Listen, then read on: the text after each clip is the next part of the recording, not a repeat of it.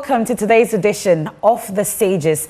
In this edition today, I'm particularly excited because we get to interact with a global African, a Pan-African. I call her a feminist. She's a stalwart academic revolutionary, an intellectual. She's an author as well, and a woman of many, many parts, and simply a good human being is what many have described her, plus more. She has a lot of influence in the space that she finds herself in, and continues to inspire many, many women, both young and old, and I am particularly excited to be hosting her in this edition of The Sages. May I introduce to you Professor Carol Boyce-Davies. Welcome to today's edition of The Sages.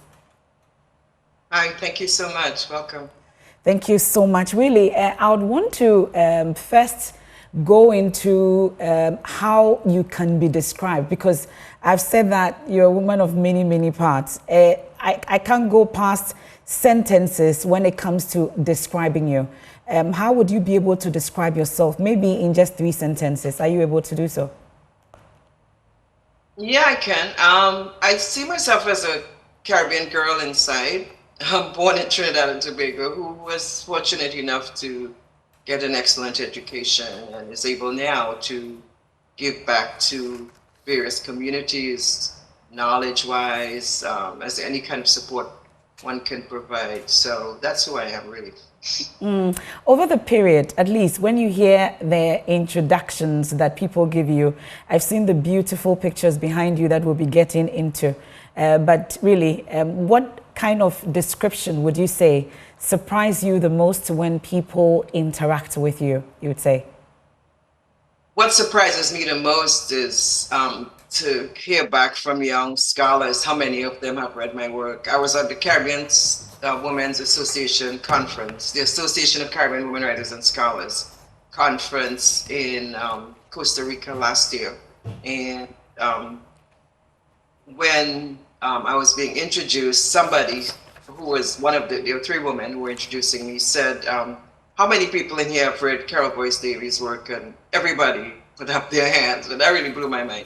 And I say that because we tend to write or do scholarship without even thinking, at least I did, into the future that it would have that kind of impact. So it's a joy to have that as a response. So that I want to say that aspect, recognizing that your work has traveled the world and people everywhere you go will hold up a book and say, I've read this, or this helped me through my PhD exam, or this helped me through arguing with my profs at Oxford that there is a field called Black women writers, or African women, or Caribbean women, as the case may be, and multiplies, of course, as you can tell, right? So that aspect for sure. That must certainly give you some joy and fulfillment, doesn't it? Absolutely, for sure. But what part of the journey? I've seen the schools that you've been to. I know you've been to Nigeria, you've been to Africa extensively. We'll get into it. But what part of the journey would you say has been the most difficult? Oh, wow, the most difficult. Actually, you know, I tell people that my generation was amazingly positioned because we were the direct beneficiaries of the kinds of struggles that people like Martin Luther King Jr., Malcolm X in the United States, all over across the Caribbean, Eric Williams in Africa, people like Kwame Nkrumah and others, Stokely Carmichael.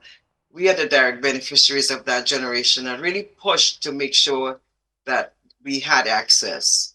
So for me, it was like a step-by-step movement, and each one led to the other one, and each one allowed me to fulfill the other part of it with amazing support. So when I met people like Maurice Conde when I was a grad student in Ibadan and told her what I was working on, her response was, do that, do it. You can do all of that. And that was similarly responses from people like Nellie McKay in the United States and others. So I'm not saying that there have not been any difficult aspects of this journey, but that the overwhelming aspect of it has been supportive from a range of prior scholars and intellectuals and activists who wanted us to do well and made sure we did well. So I don't have too many negatives.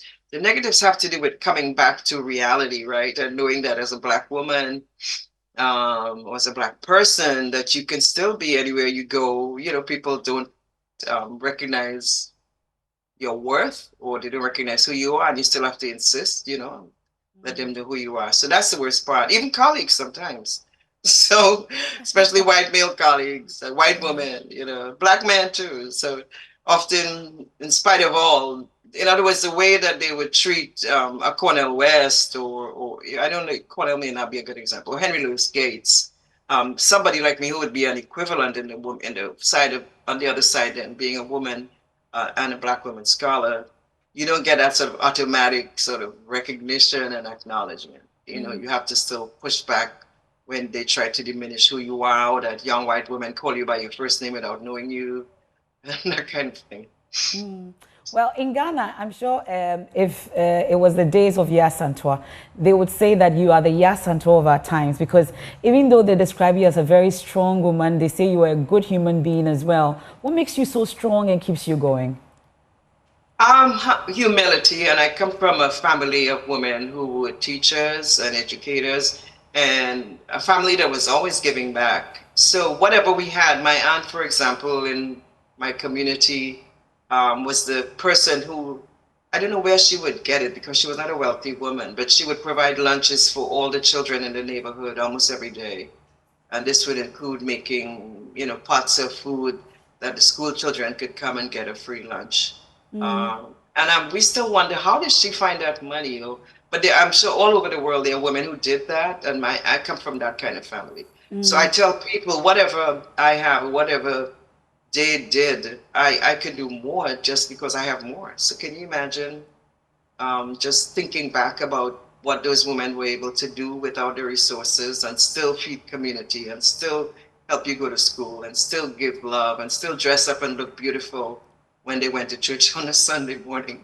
Yeah. So we can do more. We have more access, and we need to share that access as often as we have it. Definitely, I buy what Toni Morrison says, that when you're free, you have to free somebody. That Harriet Tubman logic, you know, that you're free, yes, but are you going to just be running by yourself, or are you going to really try to get others to similarly, you know, learn that they can be free, and also to activate it by the imagination and by actuality. Yeah, you earlier mentioned University of Ibadan, something that excites me, and I wonder a lot, because knowing that you went to Howard University, University of Maryland, amongst others, really, why the choice of University of Ibadan?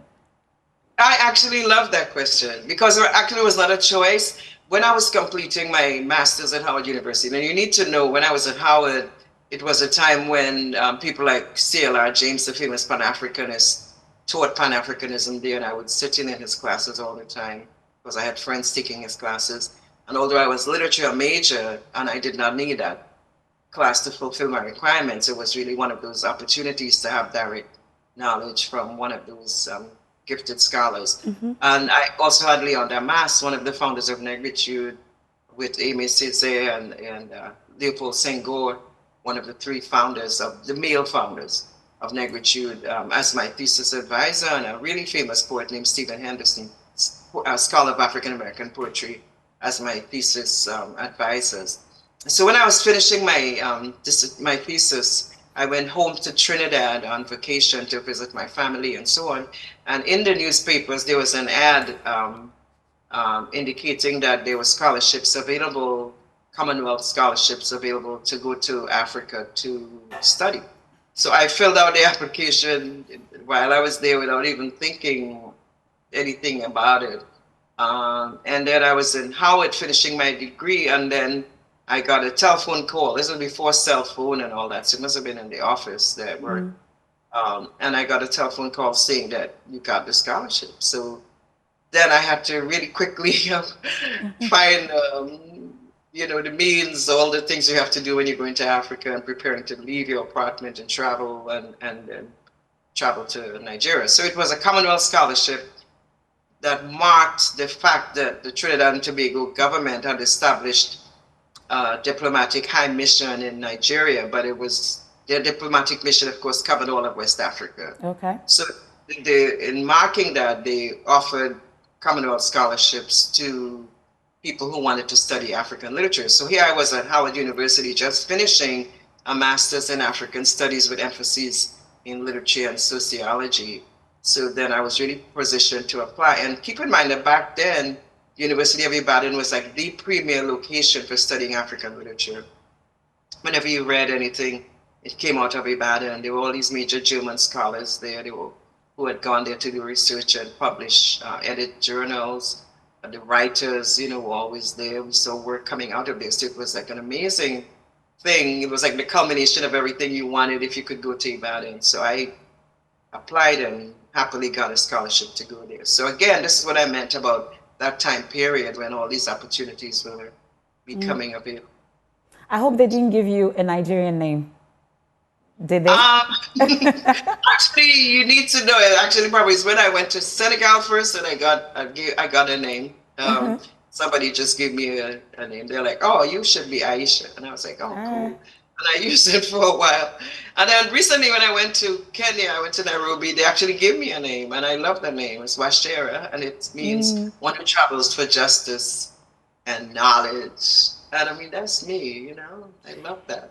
But you know how heartbroken we are in Ghana that you didn't choose to come to university here, at least to do that here. But I know you compensate us at this point. At least we have the SAGES going on now. But I know you've been to Ghana a number of times.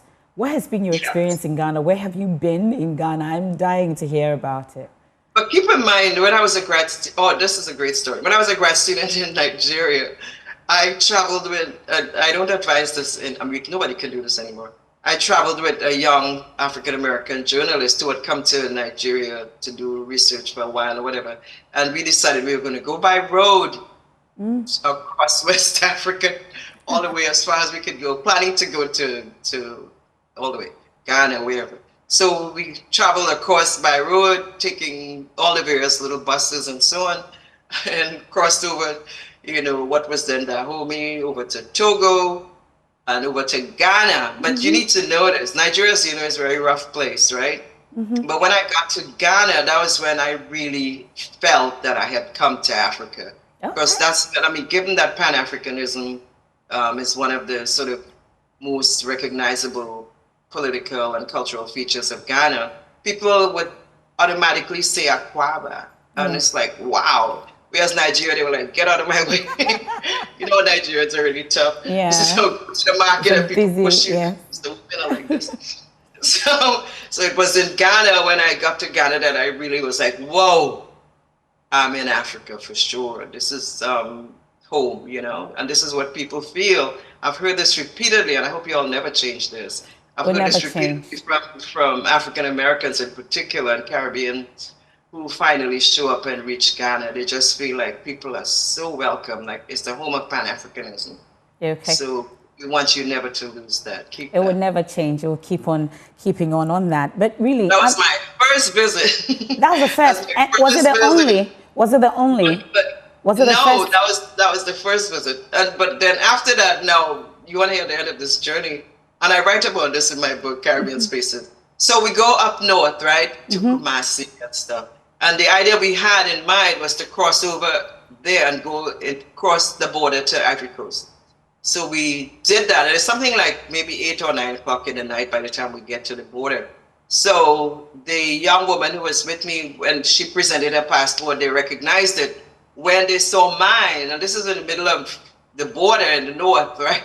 When they saw mine, they kept saying they have no idea where this place is, Trinidad and Tobago. I still have Trinidad and Tobago passport. So I spent all the time trying to explain to them where Trinidad was, and they wouldn't get it. And eventually I said, Bob Marley, and they're like, oh. One love. Les Antilles, they understood, and they were like, welcome after that. So I think for these border policemen, they're not sure, and so they're like, you don't know. And actually, the scholar Hilary Beckles told me he had a similar experience like this in Europe, Eastern Europe, where they kept looking at his Barbados passport and saying, there's no country like this. Where is this place? And they even brought out a map and told him to show me on the map. And of course, Barbados was not on the map. They had these little tiny dots of islands. Yeah. So he said he was really scared. But in my case, that's what I call, and this is what my work talks about, diaspora literacy. So that according to Diaspora Literacy, you should be able to recognize certain really major names, and those names have all these historical echoes. So when you say Bob Marley to a person, it's like a linguistic code. So he understands now, oh my goodness, yeah, Bob Marley, right? Yeah. I know where she's from. And it opens doors for you. Well, at the last count, though, the number of books, you talked about one book, but I know about the left of Karl Marx. There's the political life of Claudia Jones. There's also the Black women writing and identity. At the last count, though, how many books are there? Wow, that's a good question. Well, actually, the single authored book's 4, and that's the Black women writing and identity, migrations of the subject, Caribbean spaces, the Claudia Jones left of Karl Marx, which I call a rock star by itself. That book has its own journey. And then most recently, Black women's rights, leadership and the circularities of power. So those are the 4 major single authored works, or monographs as they call them. And then I have 13 other edited collections. And I was amazed recently to count them because the numbers have added up so amazingly. But keep in mind, I finished my PhD kind of early. So a couple of times, actually, when I met Amata the first time, she said, I thought you were older than you are. So, and I met her, maybe I was like in my 30s or something. Okay. And she was amazed that, you know, that I was the person who had been the editor of that first book, Nambica Studies of Women in African Literature. So because if you go through as I did, as I mentioned, the opportunities were there and I was able to take them early enough to finish your degree, then you had the ability then to produce a really large body of intellectual work. And everybody doesn't do it.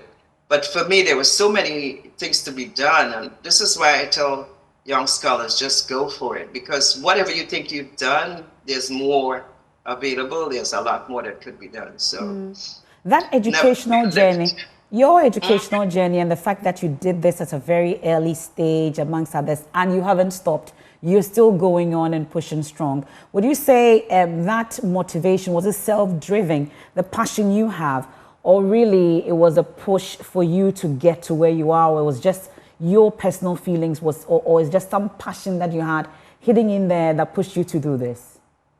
I think all of the above, all of those things are relevant. Remember I said I came from a family of women who, and I say women because they were men too, but the women were very dominant. And I would imagine, a friend of mine told me, one has to look back to African cultural patterns of matriarchal patterns, sometimes how women operate in communities. So I'm coming from that kind of background of women. My mother was a school teacher and worked really hard to make sure I went to school and got everything.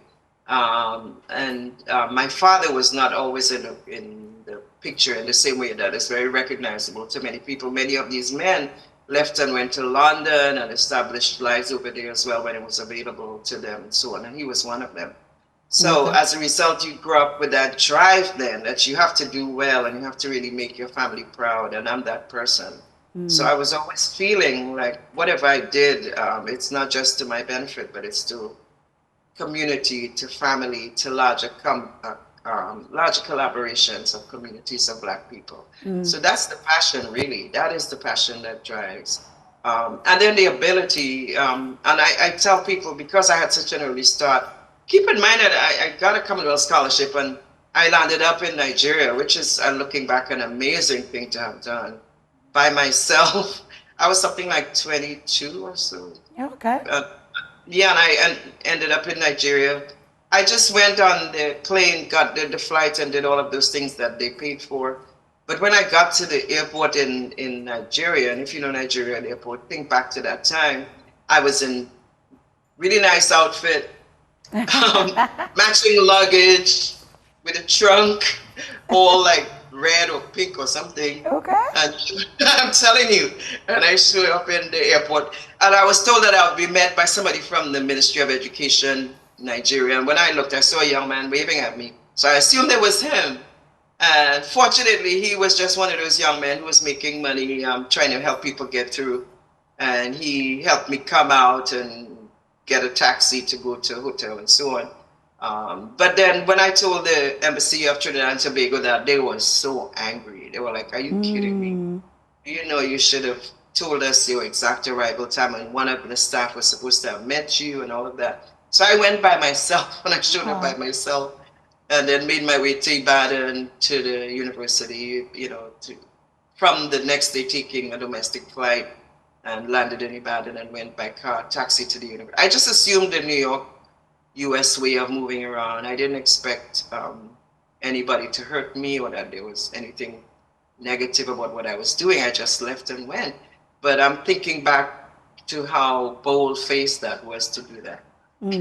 So, well, let's talk about African studies. Particularly interested in your choice of wanting to do African studies. Of course, you did that even before you came to Ibadan University. Why the choice of African studies? That's a great question. Initially, when I left undergrad, I planned to be, you need to know, I graduated first in my academic class. I was one of two people who were first in the class. The other person went to law school.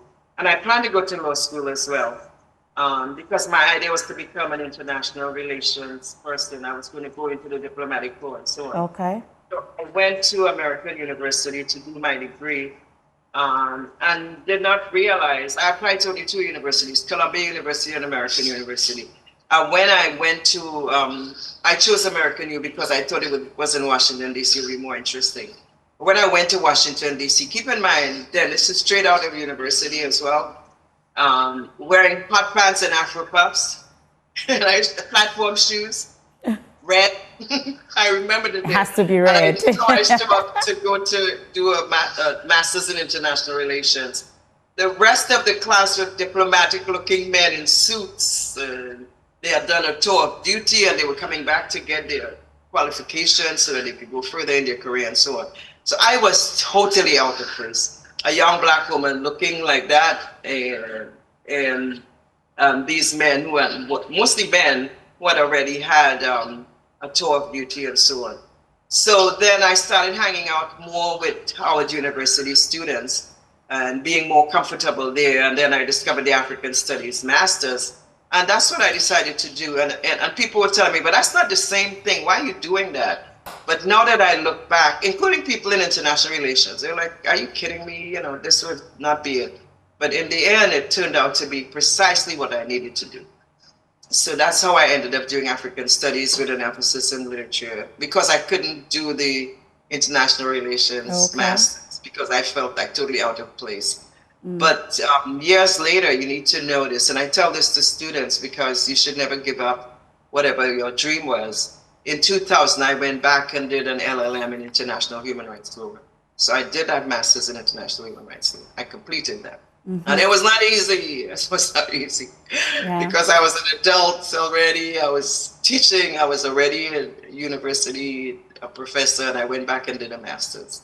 But you still went back and chased that dream that you had. Then you are well placed then to tell me about how far African studies has come, especially on the back when people say that it is, Eurocentrism and the general pursuit of hegemony by the global North that made African, Asian, and Latin America a study. Really, I don't know what you think about that, and then maybe you can box it in as to how far you think African studies has come compared to the early 60s. Absolutely, good question too. Keep in mind that the universities in which we operate still operate on the very basic Eurocentric paradigm or Eurocentric assumptions of knowledge, right? So in other words, the way the universities operate, whether they're in Africa, whether they're in the Caribbean, the assumption is that Eurocentric understandings of the world, including their time periods, their scholars, their thinkers, their leaders, the subject matter, all of those things come out of a very dominant Eurocentric paradigm. What scholars call epistemic violence, the violence of the epistemology, meaning the knowledge-producing systems, is precisely that. The assumption in those structures then is that the rest of the world didn't produce, everything came out of Europe. So there's been a systematic attempt then by scholars from across the world, the Caribbean and Africa, beginning, in 18th century, in small versions of this, to really combat that whole production of knowledge, that the assumption of knowledge always comes out of Europe. So in other words, African studies operates in many ways as a counter to that. However, the way that African studies was deployed also in the Eurocentric universities, the Harvards, the Cornells, all of them, was precisely again to reinstate that same thing, because you had, for the most part, European scholars who would be the anthropologists and so on, the ones going to Africa and studying Africa, and then coming back with sort of half-truths, if you will, because writers like Achebe and the others had to find ways to really counter that and write against that. So the founding then of African studies in the American, European and American universities are coming out of that anthropological racism, in which they actually structured the world according to how they understood race, how they understood culture, and so on. And Africans in that framework were considered savages, and they actually used that word. The Sexual Life of the Savage is the title of a book by Malinowski. So they actually use that language, and you still see that framework if you go to some of the major European and American museums. They still have that structure in which you have, Africans and indigenous people and other cultures presented as almost primitive, backward, and so on. Very few museums have shifted out of that paradigm, even as they have taken materials, art, stolen and otherwise, as we already know that debate from Africa, right, and Europe and other parts of the world. So in other words, we then, like people like me coming into the academy at that precise time, were positioned to really counter those same Eurocentric frameworks, now passed down to these Africanist scholars, most of them white men. So many of us, I know from my group in African literature, we spent quite a bit of time countering this same group of people, pushing back against them, because they control the journals. You couldn't get published as a scholar unless you kind of were in their group or you were one of their students and so on. You couldn't really make a headway as a professional. So we were always pushing back against them. So we did a lot of that work, and we claimed that work to push back and make sure writers like Amata and others were now considered as equivalent writers with the writers that they were asserting were the dominant ones. And I'm saying this because they're the ones who selected and cultivated a particular group of male scholars, African male scholars, or Caribbean male scholars, or Black American, African American male scholars as the dominant writers. It's only in the 1980s then, when people like me were in the university, that we were able then to say, but what happened to the women writers? Here we are, young women, trying to figure out, okay, we've read Ama, we've read this one, we've read Shoinka, we've read everybody. Who are the counterpart women writers?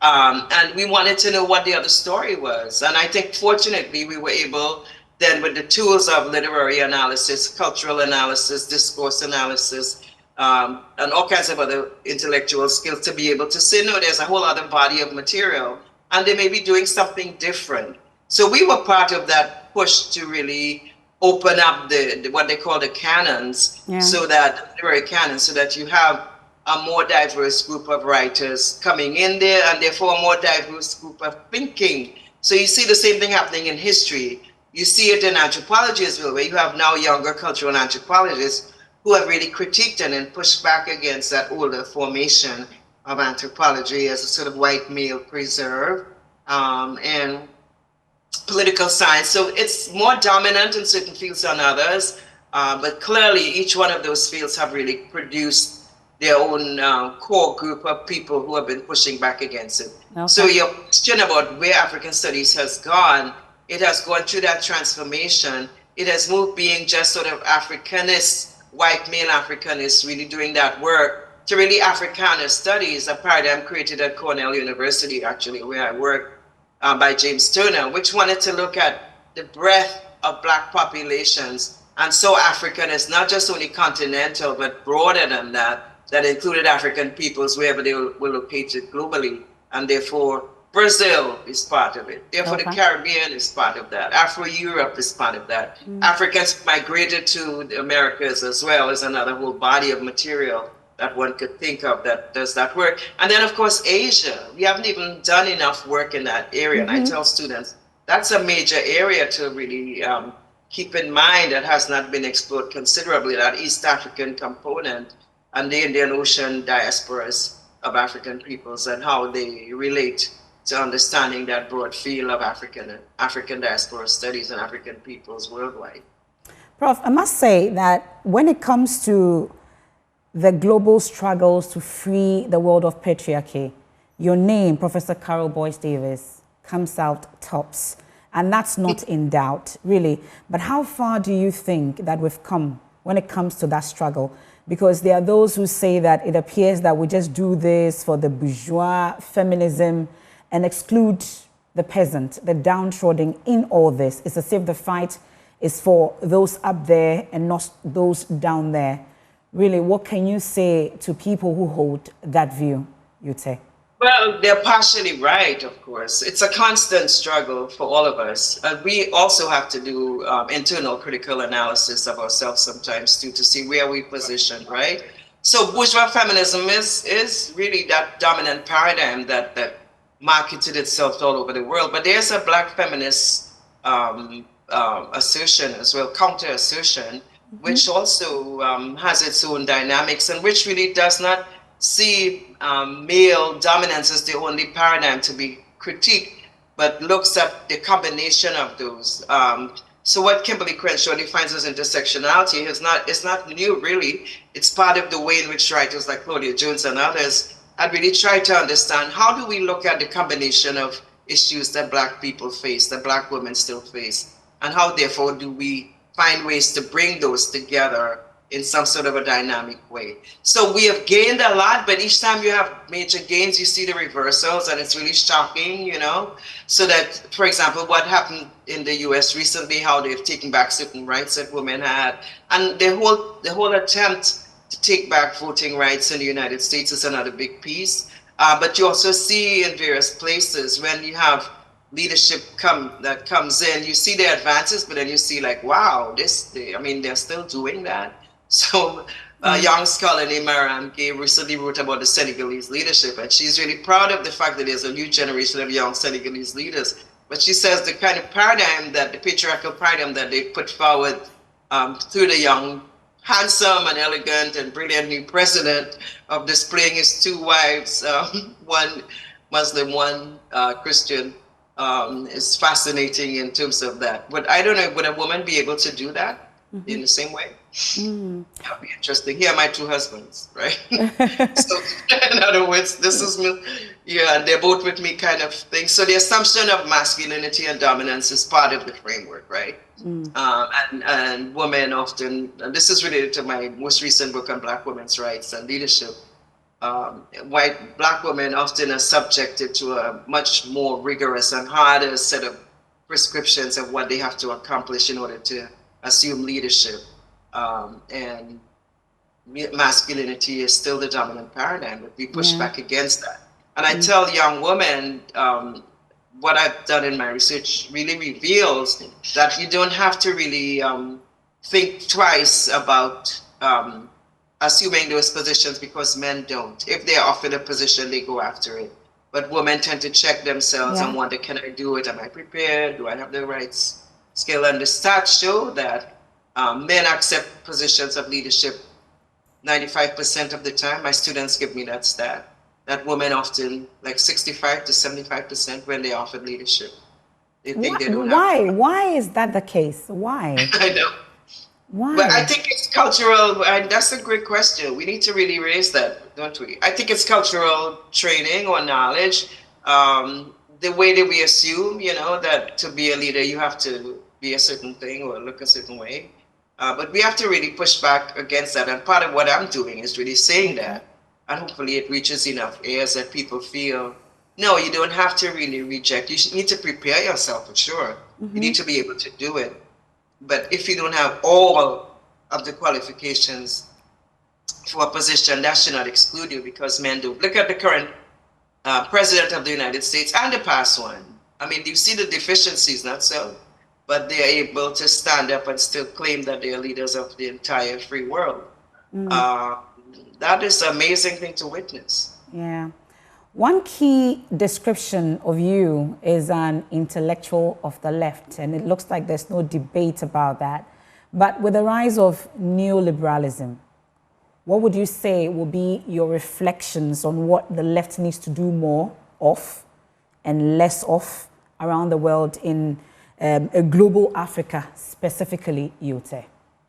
Right. I'm really energized by this generation. And although people critique them, this generation that has been doing these major world mobilizations against the Israeli IDF war against the people of Palestine.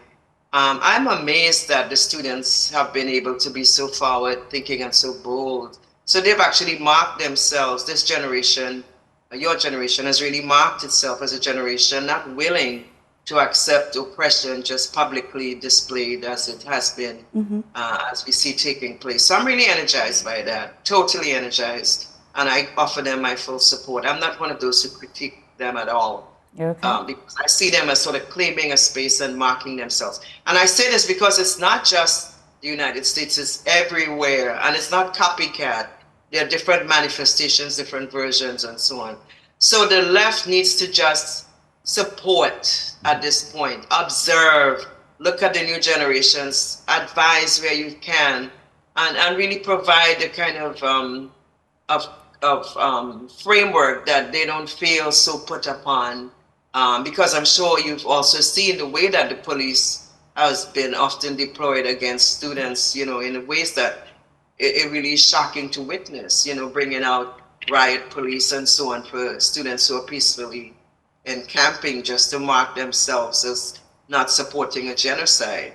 So I would say the left has to move away from being just a left that is writing scholarship, and the left has been known for being more involved in intellectual debates as opposed to really praxis. And this is why I like Claudia Jones, because on the one hand, she is somebody who came through the ranks as a working class woman, but on the other, she got her knowledge through that same pattern of getting education that was provided to her. Did not go to universities, but really found a way to use whatever knowledge she had for the advancement of her communities. And she always talked about workers' rights, women's rights, Black rights.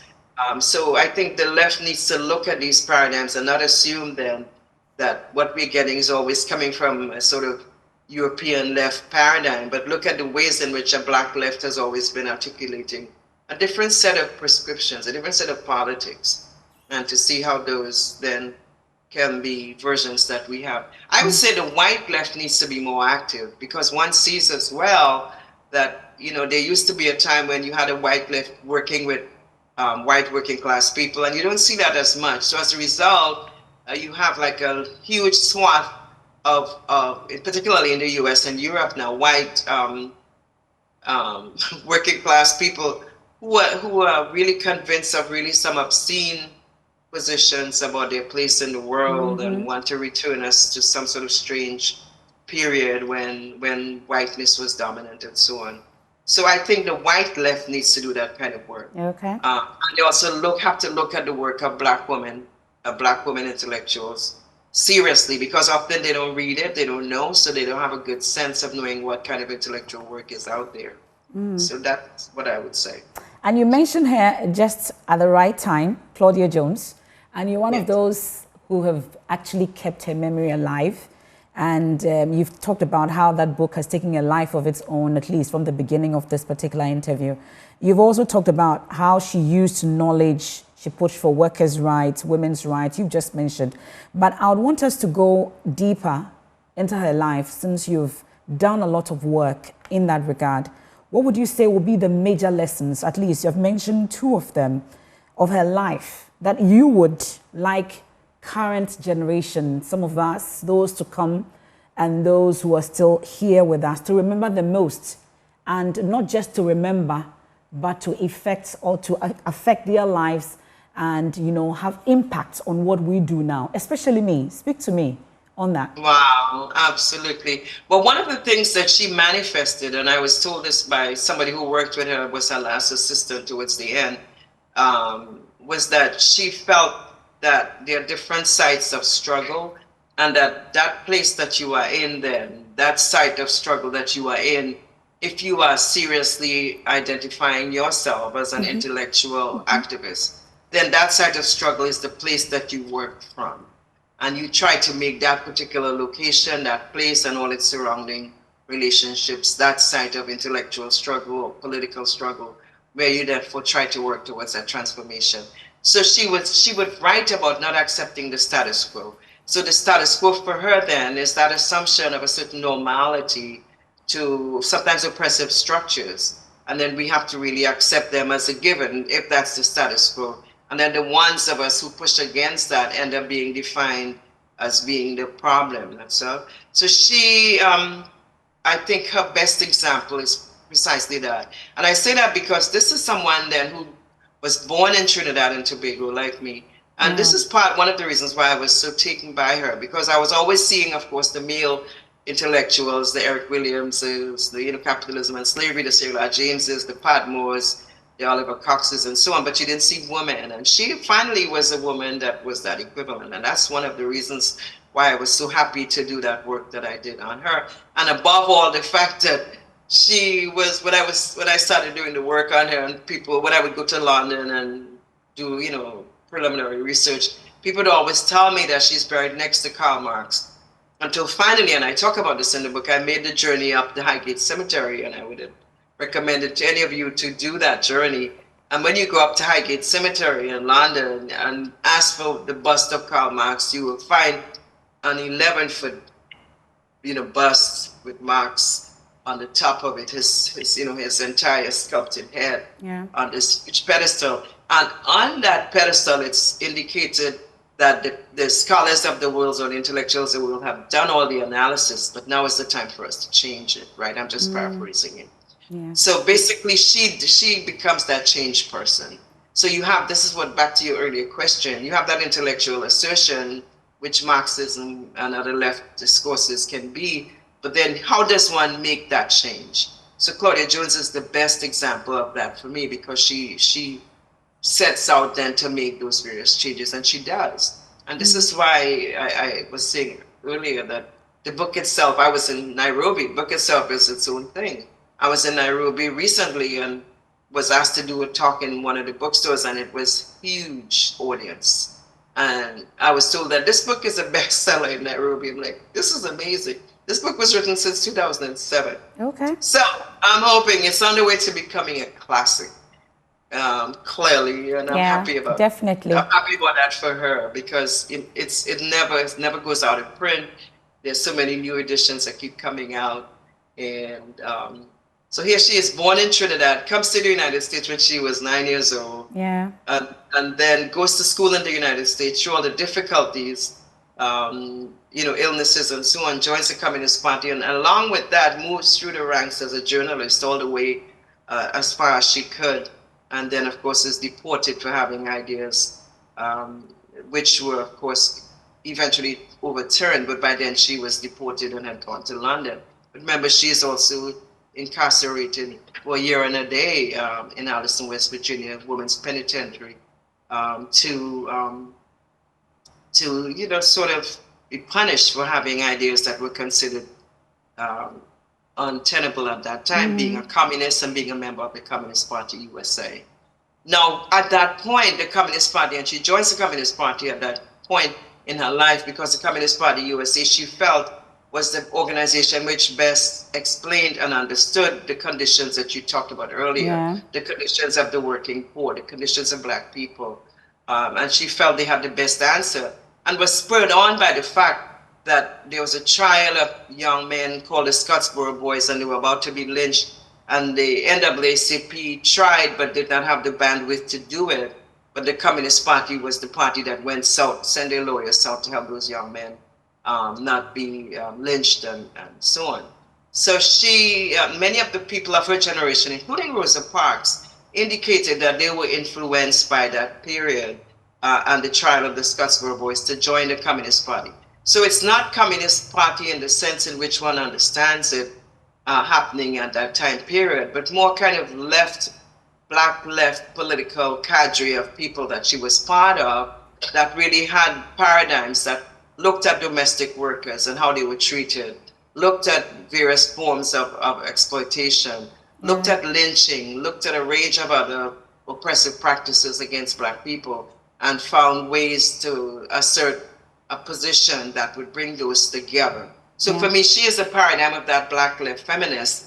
And people like me just simply learn from and try to elaborate and try to execute or practice as much as one can, given the conditions in which we live and work. I see the spark in your eye talking about Claudia Jones. Have you been able to keep a tabs on how many copies we've been able to sell, maybe both online and hard copies? Have we been able to I should do that. I have not taken that. That's a great, great request. I will definitely ask the company about that. Okay. Well, I wanted when I was asked to write a children's version of it, and I actually planned to do that this summer, but I have not, because what this person who encouraged me to do that was saying is that the story needs to get told to another generation so that younger scholars, young people in general, can also get that knowledge and take it further. So I will eventually do that. We look forward to that. Now let's talk about the extent of interaction between all elements of global Africa. And there's the saying that at the dawn of independence, we're all together. There was some form of solidarity.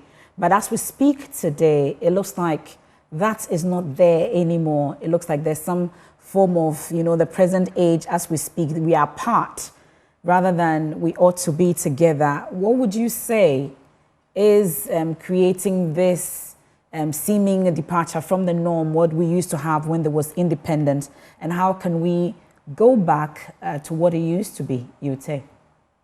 Yeah, it's really hard, isn't it? And I guess if I had the best answer to that, it would really be a good thing, because we need it. I think it's leadership, but for my last book, I realized that for sure.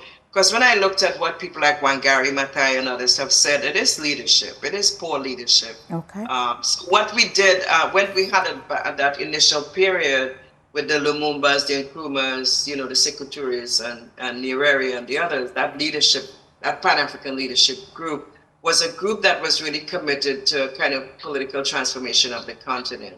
But they were only able to go so far, and some of them made mistakes along the way. We know this, right? But they had really at the base of their leadership paradigms this logic of really taking the continent in a certain direction. But keep in mind, many of them were killed, removed,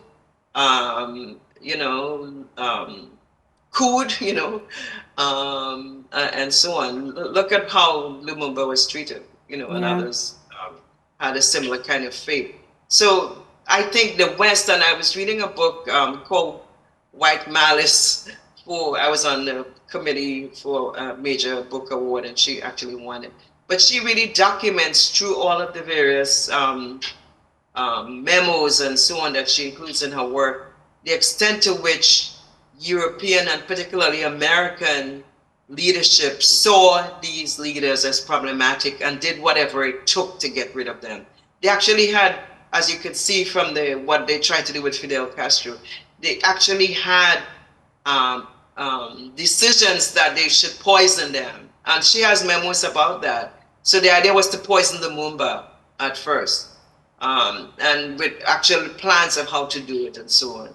And actually it came from the highest levels of the US government. When a president was asked, Eisenhower was asked, what to do, he said, just go ahead. So essentially you had then a deliberate campaign to diminish and push back against a certain kind of leadership that was advancing the continent. So we're really struggling against all of that. And then on the back of it, then to put in place the kind of neo-colonial leadership that really didn't transform the continent, that was very self-absorbed, that was about getting as much money as they could and so on. And the person who followed Lumumba is a good example of that, because here's somebody now who comes in and his idea is to amass as much wealth as he can, titles and so on. So you have in that second generation of leadership after the Pan-Africanists, a really dangerous period where you have a certain neo-colonial elite. So I've been working on something called the semi-colony, which will be my next book. Okay. And for me, the argument on the semi-colony is that really we're still operating with a kind of half-colonization mindset. So we're not really full independent nations anywhere at all. All of these are semi-colonies. So I'm trying I want it to be a small book that you can put in your handbag and read. And that's the idea, because this generation, as you know, doesn't read as much. So I don't know if that helps or that answers it in any way. But poor leadership, I pick the issue about poor leadership in there, Yeah. and it's something that we are pretty interested in. Really, how do you think that nations in Africa got to this point of leadership? Because we are also part of it. At least we select the leaders, and whoever we put there is a reflection of the society. Really, how do you think that we got to this point of the kind of leadership that we select? I think it's the question of masculinity. That's back again as part of it, because the assumption is that a leader is male and that he's going to stand up and make certain kinds of declarations, and that's the person who's going to be in charge of things, and they get voted like that. So I think it's a whole question of shifting that consciousness away from that paradigm where leadership is only masculine, leadership is only a certain kind of charismatic male individual who can stand up and deliver the best speech and so on. So I think it's that in-between period then of really transforming, re-educating people through many different mechanisms to understand that you want to look at what is actually contributed by that person. It's not specific, it's not specific to the continent, so it's a global problem. So it's not specific to the continent. Look at the United States. The US used to be claiming that it's the leading democracy and so on, but then look at what that means, how they take away rights so easily, how leadership is still framed in a certain way. How only men end up becoming the dominant leaders, whether or not they're competent or not. So it's a global problem, but we feel it more, don't we? Because we expected more from our leaders. We expected more from the generations that succeeded and were able to get to power. So whatever they do, we have to critique it. And I think after every leader steps down, there should be an analysis of the extent to which that person really fulfilled whatever those dreams were. And we don't do that enough. Another concern that may be global, not limited to Africa, is also the issue about literature not being sufficiently decolonized, because knowing that our educational system as we speak, most part of Africa, is still considerably caught up in colonial warps, really. The concern is, how do we share, what will be your assessment of really this situation, and going forward, what can be done to ensure that literature can be decolonized? I know, that's a great question. I mean, that's the question word for a whole conference. We have conferences which have tried to really explore that. But people have talked about language. I was really happy. Did you see a letter that Ngugi wa Thiong'o and Boubacar Boris Diop wrote to the Senegalese leaders? It's really lovely because they actually went through 6 or 7 positions they would like them to take up. And they actually mentioned that last one about really supporting art and supporting publications that move in different languages. And that translation does not have to be always only between European and African languages, but between African languages as well, so that we have much more literate group of people. I was really fortunate the last time I was in Senegal to go and visit Ikuyama, and he's still been working on trying to create a decolonized pattern of writing. But the model that he had, I think he could probably do it now with computer generation and AI, but he had actually the books he showed me that he was working on, he was actually trying to work with a story in 12. Each line had the story in a different language. So like on each page, let's say there's a sentence, it's in 12 languages. It's in Arabic, it's in Swahili, it's in Yoruba, But that's a very tedious way to do that, and you can't really write a lot doing that. But I think he was trying to work on what model works. And I'm imagining, since we're talking to a new generation of people who are thinking through the various technological means of doing literary work, that's probably one contribution that Africa can make, right, to all of these current AI debates and so on. So that basically when you have a text, somebody may come up with the idea of a QR code, and when you scan it, you can put in the different languages and so on. So I think a progressive use of technology where it makes sense is wide open for us. Somebody was telling me now, when you look at, let's say you're looking for a particular idea of Africa and you want fire, you're still going to get a version of fire that is backward and primitive and so on, as opposed to looking at more contemporary versions of what fire is in an African context. Maybe a building that's burning and so on, not like a village 5. Yeah. So which is not invalid on its own, but it's not the only model. So that African content, I was told, under AI needs to be really up so that it's much more developed. And I know people in Ghana thinking about this, and definitely people in Nairobi and places where the Okay. youth are very technologically driven. So how to move the language then of literature away from just the Eurocentric versions is still an issue. It's still alive. And then how to find ways to make it come full circle so that it reaches back to the audiences we have in mind. I think that's a test that writers and scholars need to have to be preoccupied with for the next generation. Yeah, this is The Sages, and Professor Carol Boyce-Davies is my guest. We'll be wrapping up shortly on this. I don't even know where the time went, but there's something I want you to share your reflections about. You know, the Bandung Conference in 1955, the moving fires that inspired the Tricontinental in Havana in 1966, the Manchester Pan African Conference, and then such major efforts of cooperation in Global South. Many say that we seem to have lost some steam when it comes to that. There are those who are actually calling for the Fifth International when it comes to this. For example, everywhere we know that workers and peasants, best peasants especially, seem to be losing some social power and dignity, and all this to rampaging predatory, capital. Really, I'm dying to hear your reflections on this and what you feel can be done differently going forward, Prof. Yeah, my critique of, and I was asked to be part of one of these Pan-African conferences, which was held in South Africa some time ago. And then there was a lot of debate about, it was like the 8th Pan-African conference. So I was saying, are you kidding me? In 100 years since the first Pan-African conference happened in 1900, right? You have had only 8 conferences. And I'm talking about global conferences where the major scholars come together and sort of chart what should happen in the future. To me, they should be more frequent. They should be either biennial and maybe different countries host them and put some of their resources into doing that and really bring together the different generations, the youth and so on. I know Ghana has tried in different ways to have individual conferences as they're working on building that Pan-African Museum.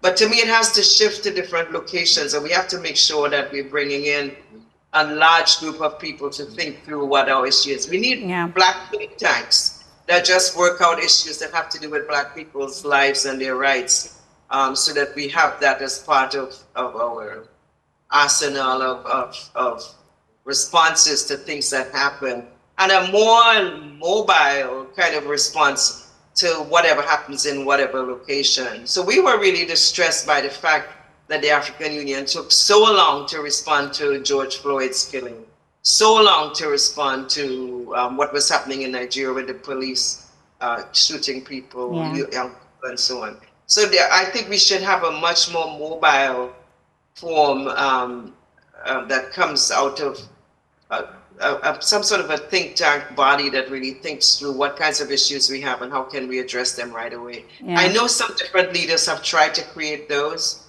but we need more resources to go into them. And we also need a lot of the people who acquire the wealth, to the basketball players and the football players and the performers and so on, who get that massive amount of wealth to be able to use their platforms well. As their prior generations did, and to use their resources well. And so make sure they fund projects like this one that can really take us further. The hair problem is one key issue, the issue about cultural practices. There are lots of things that I was hoping we can interact on.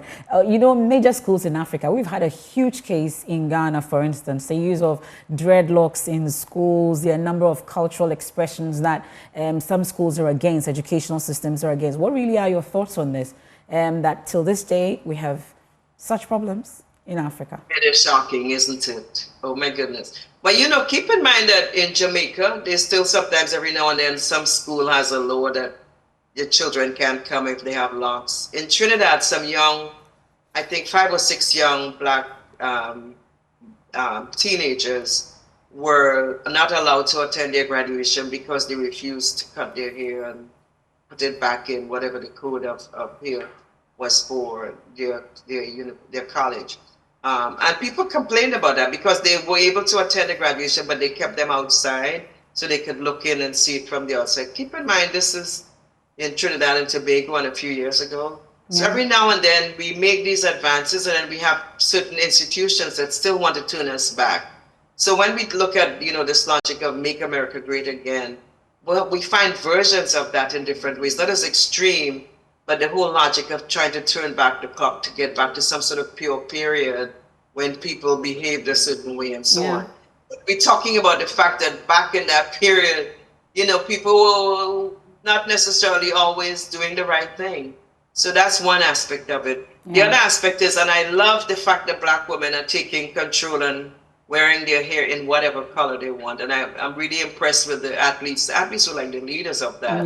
We had those famous track stars would show up with green hair, with yellow hair, with whatever color they're running here. And so it's actually given here a whole different sort of freedom that one could do whatever they wanted with it. But I'm still critical of the overwhelming Eurocentric version sometimes, where people still want to be overwhelmingly blonde or whatever. And I'm not saying that one should not experiment and see how it looks and so on, and do whatever with one's hair, and that one has that right. But I'm just trying to say, keep the experimentation going, but don't be locked into trying to, copy whoever is the leading pop singer. I won't call any names. Okay.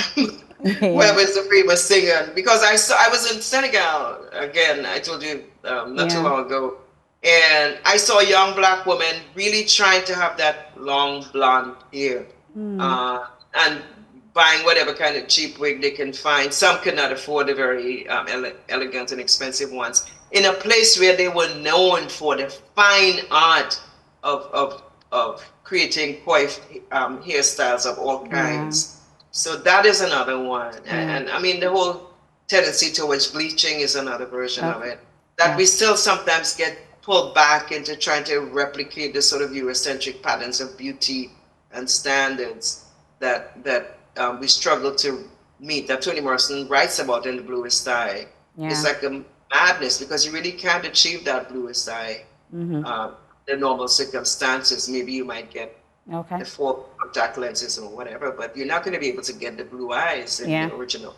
And definitely. Blue eyes is a defective gene in any case. But we make that be now the dominant way to look in a dominant culture that assumes whiteness and Eurocentric aesthetics. So I always tell people, look at the aesthetic. What is the aesthetic you're working with?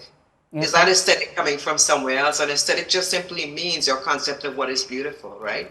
So if aesthetic is only coming from Europe, then that's the problem. So it's looking at that aesthetic and then trying to find ways to replicate our aesthetics, which are so beautiful. There's so many versions across the continent that one could look at, that one could... Well, the issue about still on cultural practices, the beliefs, the religion, amongst others. We're going into a crucial election in Ghana, and this whole year, leading to this year, has been dominated by talk about LGBTQ and policies. I'm sure if you've been following, I'm sure you know the dynamics when it comes to this particular topic. I don't know if you have anything really to share on this briefly, considering our cultural practices, our beliefs, religion, amongst others, when it comes to this particular issue. Right. Well, we are quite aware that African sexualities have not been restrictive as they are being enforced now. That, in other words, people were able to live lives without people policing their sexual lives in the ways that certain cultures want to do it now. So that's my response. And the idea of really trying to control people, so be in people's private lives, is really offensive. I think what we do know is that in places like Uganda, the American fundamentalist Christian right has had a big impact on these states trying to put in place regulations about patriarchy and heterosexuality and so on. And pretty much that becomes the pattern that then ends up being part of the dominant culture that then enforces itself on people's private lives. So I think private lives, I'm really conscious of the fact that each culture wants to shape and define how it wants to be without really going through the Western modes of presenting self, right? So whatever the Western pattern is that they say this is how one should be in the world, doesn't have to be the one that everybody follows. Yeah. But at the same time, the fundamental question is, are we oppressing another individual just to prove something? Okay. Or how does that really, how does that person's life impact you personally, or impact your culture personally? I think is the question. And finally, in just my final question, as a lecturer, I know that you give assignments, but I want to sign off with an assignment, and I'm sure you can give us a bit of an answer to that. If you were given the task of designing what the future of the global African world will be, what are the essential elements that will feature for you? Oh my goodness. My biggest one right now is communication. Okay. And I'm talking about the ability to have a much more fluid airline and other forms of communication across the continent and the diaspora. So that we already know that to fly from, let's say, Jamaica or Barbados or Trinidad to come to West Africa is easier if one takes a direct route. It's only about 5 hours flight. Whereas if you go through the European mode of transportation, you end up having to go to Miami, fly to New York, from New York, then you try to get to Europe, and then from Europe you come back down to Africa. So it's like you have a circuitous way of traveling as opposed to just being able to fly directly. And of course, there have been versions of those flights which have made the journey across the Atlantic. And we know already from the work that was done by scholars who have looked at transatlantic journeys, that those journeys, because of the trade winds and you know it from the hurricanes and so on. Oh, in Trinidad recently, I was there recently, Sahara dust is in Trinidad. And I was like, how could that be? So in other words, the trade winds moves. And I was thinking if Sahara dust is in Trinidad, then we have Africa in Trinidad in a certain way. But in other words, the communication patterns, whatever they are, whether it's transportation-wise, whether it's also the political communications and of course the cultural ones. We are better at the cultural ones now because everybody wants to go to Africa at least. I saw Stevie Wonder was there recently becoming a citizen. So people want to go to the continent, but how to do it? The problem is it's not easy because you have to fly through Europe or through America. Yeah. And just making that change alone. And I know Mia Motley from Barbados has tried to work with the president of Ghana to accomplish that. But it's so hard because they're fighting against the larger structure of global transportation mechanisms, which do not have that as their paradigm. Yeah. But I know people who want to go and sadly, died before they were able to make that journey. One of them is my cousin. She was always planning to go, but she never really made it. Oh. And I feel sad about that. Okay. So, I know you're a lover of music. In wrapping up, I know you're a lover of music. You're a fan of which particular musician? What kind of music in particular? Don't tell me reggae. Definitely, of course, but the roots reggae for sure. The Bob Marley. It has to be. Everything that generation did with music. I still love people like Fela and the others. I still you do love Fela. Okay. Yeah, and I love the Afro pop. I love to see what the young people are doing with Afro pop. That's a whole other thing. I love. You have any in mind you want to sing us out of the show with? Oh no, not at all. I want you guys. There's none that comes to mind immediately. No, and I'm not a good singer. I'm a scholar. Okay. So I wouldn't even try. I'm not a good singer either, but maybe we would have tried. But thank you so much, Prof. We are grateful for your time. That's Professor Carol Boyce-Davies, my guest here on The Sages. She's a global African, a Pan Africanist, a feminist, stalwart academic. I can go on and on, an author, a woman of many parts. And I'm particularly glad that you were able to join us. We're indeed grateful. Thank you so much. Keep doing you. We're grateful. And that's how we wrap up today's edition of The Sages. Another edition comes your way same time, right here on the Joy News channel on Joy 99.7 FM, myjoyonline.com. I am MFR Paul coming your way with this edition. Thank you.